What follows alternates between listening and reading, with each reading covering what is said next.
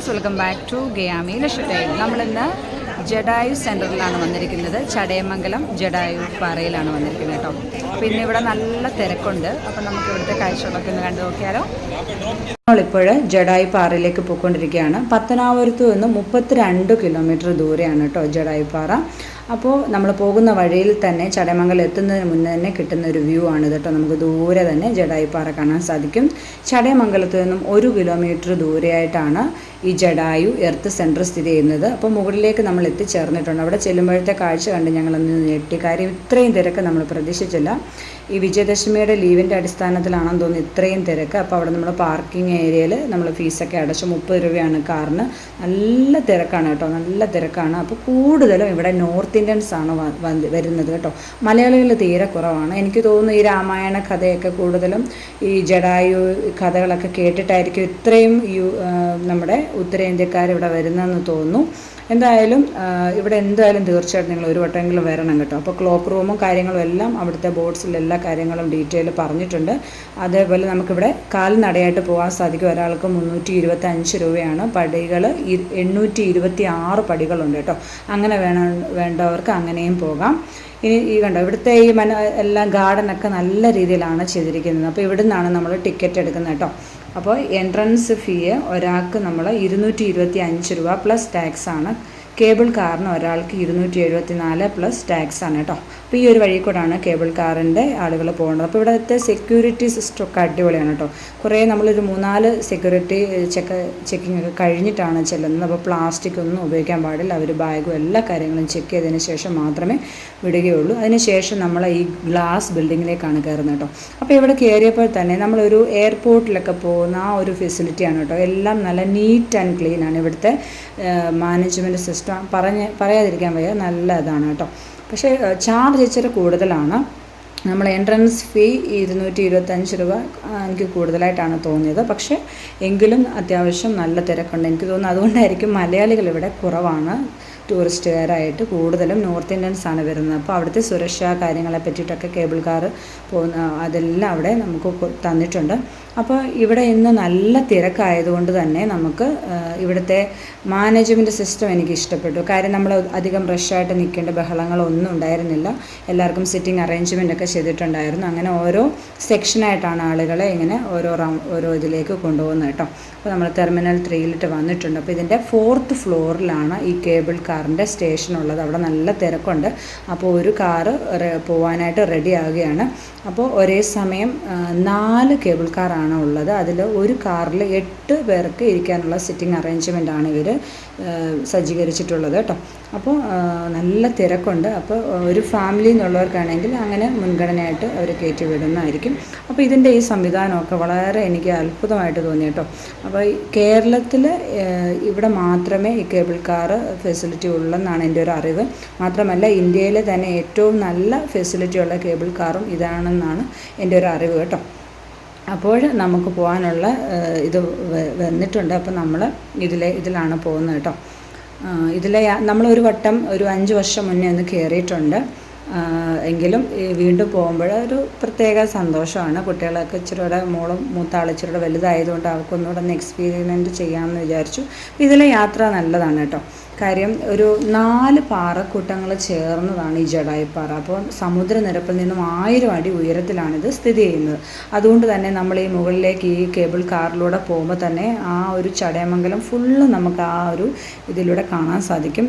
മാത്രമല്ല അതിൻ്റെ സൈഡിലായിട്ട് ഹെലിപ്പാഡുണ്ട്. പക്ഷേ അത് എന്തെങ്കിലും ഒക്കേഷനിൽ എന്തെങ്കിലും അങ്ങനെയുള്ള ഈവൻ്റൊക്കെ നടക്കുമ്പോൾ മാത്രമേ അവിടെ ഹെലിപ്പാഡ് യൂസ് ചെയ്യാറുള്ളൂ. പിന്നെ പോകുന്ന വഴിക്ക് തന്നെ നമുക്ക് ഈ നടന്നു പോകുന്ന പടവുകൾ കാണാൻ സാധിക്കും കേട്ടോ. 826 പടവുകളാണുള്ളത്. അങ്ങനെ ഈ ട്രെക്കിംഗ് ഒക്കെ ഇഷ്ടമുള്ളവർക്കൊക്കെ അത് ചൂസ് ചെയ്യുന്നതായിരിക്കും കൂടുതൽ ഇഷ്ടം. അപ്പോൾ നമ്മൾ പോകുന്ന സമയത്ത് തന്നെ അവിടുന്ന് കൊണ്ടുപോയ ആളുകളെ തിരിച്ചു കൊണ്ടുപോകുന്നുണ്ട് കേട്ടോ. 2 ഇതും അങ്ങോട്ട് പോകുന്നുമുണ്ട് തിരിച്ചു വരുന്നുമുണ്ട് കേട്ടോ. ഇതെന്തായാലും നല്ലൊരു ഇതായിട്ട് തോന്നി. കാര്യം ഈ കേബിൾ കാറുകൂടെ ഇവിടെ ഉള്ളതുകൊണ്ടാണ് ഇത്രയും ടൂറിസ്റ്റ് ഇവിടെ വരുന്നതെന്ന് എനിക്ക് തോന്നുന്നു. കാര്യം അല്ലെങ്കിൽ ഈ കൂടുതൽ ആളുകളും ഇപ്പോൾ ഈസി മെത്തേഡാണല്ലോ ചൂസ് ചെയ്യുന്നത്. അപ്പോൾ ഇത്രയും സ്റ്റെപ്പ് കയറിയൊന്നും ആരും മെനക്കെടില്ല. പിന്നെ അതേപോലെ ട്രെക്കിംഗ് ഒക്കെ ഇഷ്ടമുള്ളവർക്കായിരിക്കും അങ്ങനെ പോകാനിഷ്ടം. അപ്പോൾ ഈ ഒരു കേബിൾ കാർ ഉള്ളത് എന്തുകൊണ്ടും ഇതിനൊരു മെറിറ്റാണ്. അപ്പോൾ ഈ കാഴ്ച നല്ലതാണ് കേട്ടോ. നമുക്ക് കുന്നുകളും അതേപോലെ പാറക്കൂട്ടങ്ങളും പിന്നെ അതിൻ്റെ അവിടെ ഒരു ചെറിയ കുളം മാതിരി അതൊക്കെ ഉണ്ട്. പിന്നെ ചെറിയ കാടുകൾ, കുറ്റിക്കാടുകളൊക്കെ ഉണ്ട്. അപ്പോൾ നമുക്കത് എക്സ്പെരിമെൻറ്റ് ചെയ്യാൻ നല്ലൊരു രസമാണ്. അത് കുട്ടികളൊക്കെ ഉണ്ടെങ്കിൽ ഒരു കൂടുതലും എൻജോയ് ചെയ്യും. അപ്പം നമുക്ക് നമ്മുടെ കമ്പാനിയനായിട്ട് കിട്ടിയതാണ് ഹെലിപ്പാഡ് കേട്ടോ. നമ്മുടെ കൂടെ ഉള്ളത് ഒരു കൊല്ലംകാരാണ്. അപ്പോൾ നമ്മൾ അവരെ പരിചയപ്പെടുകയൊക്കെ ചെയ്തു. അപ്പോൾ തിരിച്ച് ഇതേണ്ട വേറൊരു കേബിൾ കാറ് താഴോട്ട് പോയിക്കൊണ്ടിരിക്കുകയാണ് കേട്ടോ.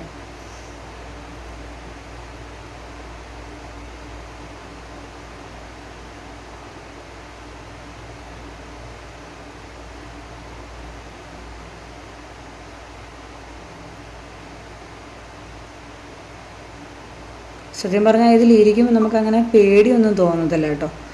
എന്നിട്ട് നമ്മൾ ഈ പളനിയിലൊക്കെ നമ്മളിങ്ങനെ പോയിട്ടുണ്ടായിരുന്നു. പക്ഷേ അതൊക്കെ ഭയങ്കര റഷായിട്ടാണ്. ഇത് പക്ഷേ നമുക്ക് 8 പേരെ ഉള്ളതുകൊണ്ട് സുഖമായിട്ട് ഇരുന്ന് പോകാം.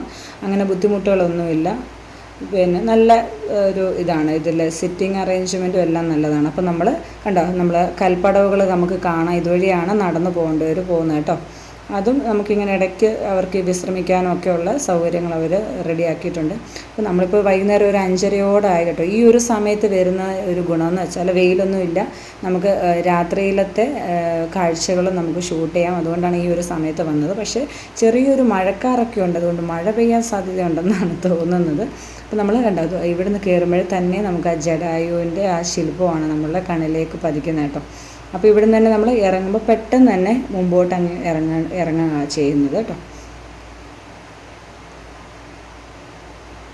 അപ്പോൾ നമ്മൾ കേബിൾ കാറിൽ നിന്ന് ഇറങ്ങിയിട്ടുണ്ട്. നമ്മൾ ജഡായു എർത്ത് സെൻറ്ററിലേക്ക് പോവുകയാണ്. അപ്പോൾ നമ്മൾ വന്ന കേബിൾ കാർ അടുത്ത ആളുകൾ, ഇവിടെ ഉള്ള ആളുകളെയും കൊണ്ട് താഴോട്ട് പോവുകയാണ് കേട്ടോ. പോകുന്നതൊക്കെ കാണാൻ നല്ല രസമുണ്ട്.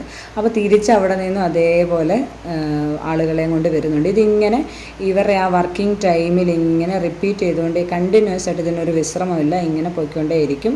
എനിക്ക് തോന്നുന്നു ഈ ഒരു കേബിൾ കാർ പച്ച, നീല, വെള്ള അങ്ങനെ ഒരു 3-4 കളറിലുണ്ട്. അപ്പോൾ അതുകൊണ്ട് തന്നെ എപ്പോഴും ആളുകളെ ഇങ്ങനെ എത്ര ആളുകളുണ്ടെങ്കിലും കണ്ടിന്യൂസ് ആയിട്ട് ഇങ്ങനെ ഇതിൻ്റെ സൗകര്യം ഉള്ളത് കൊണ്ട് തന്നെ ബുദ്ധിമുട്ടില്ല.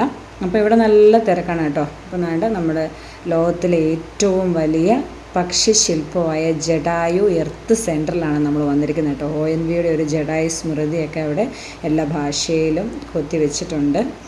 എന്തായാലും ഇവിടെ നിങ്ങളൊരു വട്ടമെങ്കിലും പോയിരിക്കണം. കാര്യം നമ്മുടെ കേരളത്തിൽ ഈ ലോകത്തിലെ ഏറ്റവും വലിയ പക്ഷിശില്പമാണ്. അപ്പോൾ നമ്മൾ എന്തായാലും അതൊന്ന് കാണുക തന്നെ വേണം കേട്ടോ. അപ്പോൾ ഇവിടെ നല്ല ഈ ഒരു സമയമായതുകൊണ്ട് തന്നെ ഇവിടെ കഫേ ഷോപ്പുകളും ജ്യൂസ് ബാറുകളൊക്കെ ഉണ്ട് കേട്ടോ.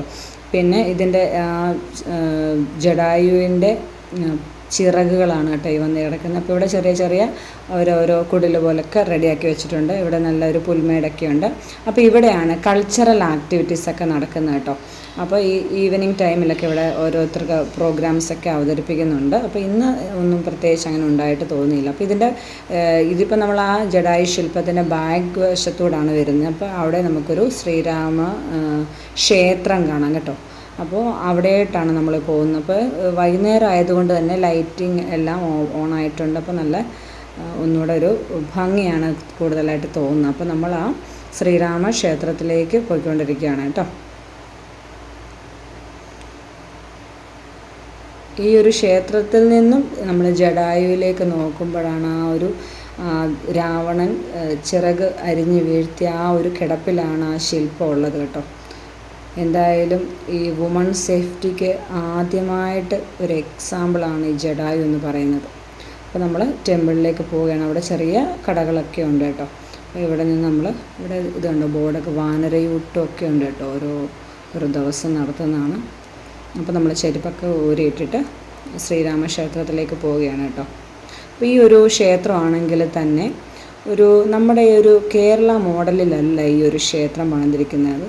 അപ്പം അവിടെ നിന്നുള്ള ഇതാണ് കേട്ടോ. ശരിക്കും ആ ഒരു ശില്പം ചെയ്തിരിക്കുന്നത് പ്രശസ്ത സംവിധായകനായ രാജീവ് അഞ്ചലാണ് കേട്ടോ. പുള്ളിയെ എന്തായാലും ഈ ഒരു സമയം നമ്മൾ ഓർക്കും. കാര്യം അത്രയ്ക്ക് നല്ല മനോഹരമായ ശില്പമാണ്. അപ്പോൾ ദീപാരാധന സമയത്താണ് നമ്മൾ വന്നത് കേട്ടോ ക്ഷേത്രത്തിൽ. അപ്പോൾ നമുക്കതിൻ്റെ ഉൾവശമൊന്നും ഷൂട്ട് ചെയ്യാൻ പറ്റില്ല. അപ്പോൾ അതിൽ നിന്ന് ആ ക്ഷേത്രത്തിൻ്റെ തൊട്ട് താഴോട്ടുള്ള ദൃശ്യമാണ് കേട്ടോ. നമ്മൾ ഇത്രയും ഹൈറ്റിലാണ് നിൽക്കുന്നത്. നമ്മൾ ഇവിടെ ചെന്ന് നോക്കുമ്പോഴാണ് മനസ്സിലാവുന്നത് കേട്ടോ. ആ ചടയമംഗലം ഫുള്ള് നമുക്കിവിടെ നിന്ന് കാണാം. പാറക്കൂട്ടങ്ങൾ കണ്ടിട്ടൊരു പേടി തോന്നും ആദ്യം. നമ്മൾ ഇത്രയും ഹൈറ്റിലാണല്ലോ നിൽക്കുന്നത്. നമ്മൾ അവിടെ ചെല്ല് നിൽക്കുമ്പോൾ നമുക്ക് മനസ്സിലാവത്തില്ല.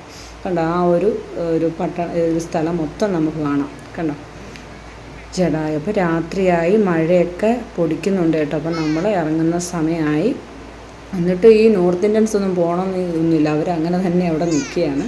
അപ്പോൾ എന്തായാലും നല്ലൊരു അനുഭവമായിരുന്നു. ഫീസ് ഇച്ചിരി കൂടുതലാണെങ്കിലും നമ്മുടെ നാട്ടിൽ ഇത്രയും വലിയ അതും ലോകത്തിലെ ഏറ്റവും വലിയ പക്ഷിശില്പമുള്ള, അപ്പോൾ നമ്മൾ എന്തായാലും ഒന്ന് കാണണ്ടേ. അങ്ങനെ നമ്മൾ ഇവിടെ വന്നതാണ് കേട്ടോ. അപ്പോൾ നമ്മൾ തിരിച്ച് പോവുകയാണ്. തിരിച്ച് പോകുമ്പോൾ ഇതുപോലെ നല്ല തിരക്കായതുകൊണ്ട് തന്നെ നമ്മൾ ഓരോ സിറ്റിംഗ് അറേഞ്ച്മെൻറ്റ് അവർ ചെയ്തിട്ടുണ്ട്, അങ്ങനെ നമുക്ക് പോകാൻ പറ്റുള്ളൂ. അപ്പോൾ നമ്മൾ ടിക്കറ്റ് സൂക്ഷിച്ച് വെക്കണം, അല്ലെങ്കിൽ നമുക്ക് തിരിച്ച് പോകുമ്പോൾ അതിൽ കയറ്റത്തില്ല. അതുകൊണ്ട് ടിക്കറ്റ് നമ്മൾ പോകുന്ന സമയത്ത് തന്നെ ടിക്കറ്റ് സൂക്ഷിക്കുക. പിന്നെ വേറൊരു കാര്യം എന്ന് വെച്ചാൽ ക്യാഷ് ഓൺ പേയ്മെൻ്റ് ആണ് കേട്ടോ, കാർഡ്സ് ഒന്നും ഇവിടെ എടുക്കുകയില്ല. അപ്പോൾ അത് നിങ്ങളൊന്ന് ശ്രദ്ധിക്കുക. അങ്ങനെ തിരിച്ചിറങ്ങി വരുമ്പോഴാണ് നമ്മളിവിടെ കുറേ കുട്ടികൾക്ക് കളിക്കാനുള്ള കുറേ കാര്യങ്ങളുണ്ട് കേട്ടോ. പക്ഷെ നമ്മൾ കുറച്ച് ലേറ്റ് ആയതുകൊണ്ട് അതിലൊന്നും കയറിയില്ല. മാത്രമല്ല നല്ല അന്യായ വിലയാണ് കേട്ടോ, ഒരു കോഫിക്ക് തന്നെ 50 രൂപയാണ്. അതുകൊണ്ട് നമ്മൾ അതൊന്നും നമ്മൾ നോക്കിയില്ല. നമ്മൾ അതുമല്ല കുറച്ച് ലേറ്റ് ആയതുകൊണ്ട് തന്നെ പുറത്ത് പോകണം. സാധനങ്ങൾക്കൊക്കെ ഇപ്പോൾ അന്യായ വിലയാണ്, അതുകൊണ്ട് അതൊന്നും വാങ്ങിയിട്ടില്ല. കാണാനൊക്കെ നല്ല ഭംഗിയുണ്ട്. അങ്ങനെ നമ്മളതെല്ലാം നോക്കി അങ്ങ് പോയി. അപ്പോൾ നമ്മളിതുവഴിയാണ് എക്സിറ്റ് ചെയ്യുന്നത് കേട്ടോ. അപ്പോൾ നല്ല മഴയൊക്കെ ഉണ്ടായിരുന്നു, മഴയൊക്കെ പെയ്ത് തോർന്നു. അപ്പോൾ മറ്റൊരു നല്ല വീഡിയോയുമായി വരാം. Thanks for watching.